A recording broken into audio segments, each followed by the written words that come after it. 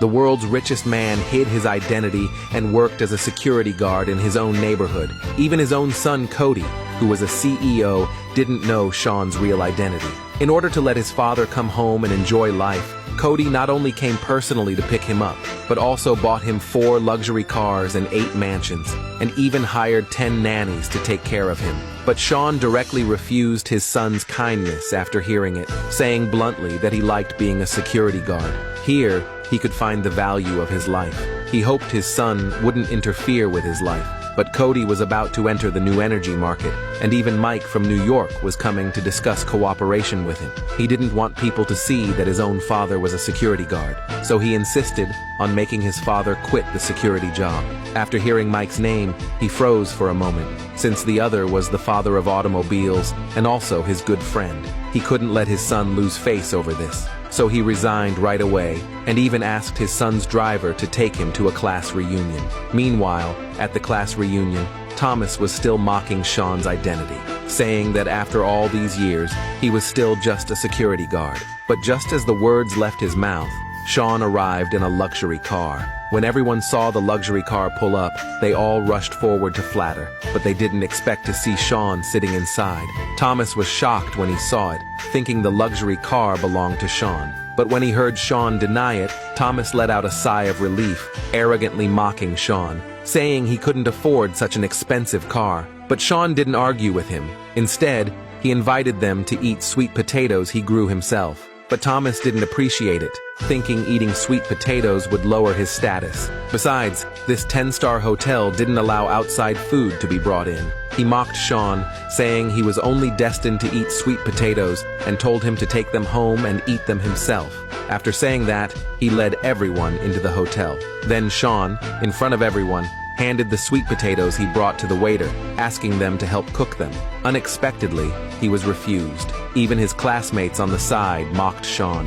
At this moment, the hotel manager happened to notice this scene, walked forward to take a look, and found that the man was his boss's father. He immediately took the sweet potatoes from Sean's hand and ordered them to be cooked. But the unaware Thomas was still taking the chance to mock Sean.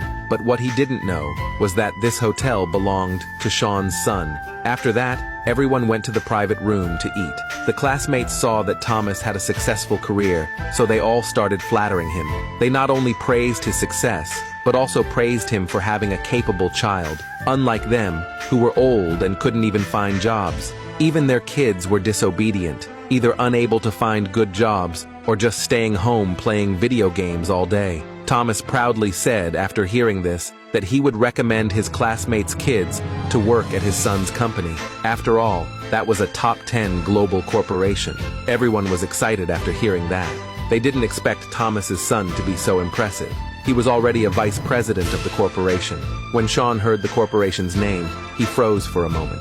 Thomas then asked him if he knew the corporation's president. Unexpectedly, Sean blurted out that the president was his son. But what he got in return was Thomas's merciless mockery. Even the classmates present reminded Sean not to brag. After all, the hotel they were in belonged to Cody. If he heard, Sean would surely be taught a lesson. But Sean really wasn't lying, but this made Thomas angry. He even mocked Sean as a loser and took the chance to insult his late wife. After hearing this, Sean got angry.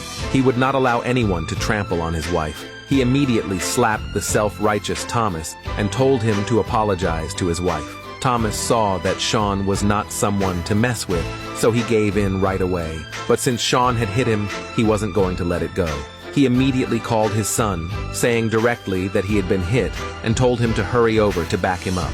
The classmates saw the matter escalating, so they told Sean to apologize to Thomas. But Sean didn't think he was wrong, saying bluntly that he wouldn't apologize. Seeing Sean's tough attitude, Thomas also stopped pretending.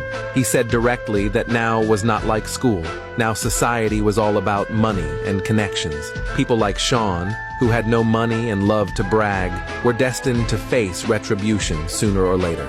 He even said in front of everyone that if the corporation's president was Sean's son, he would call him Dad. But just as the words fell, Thomas's son arrived with his men. When he learned that his father had been hit, the vice president questioned in front of everyone who did it and told him to step forward immediately to apologize to his father. Otherwise, everyone at this class reunion would suffer.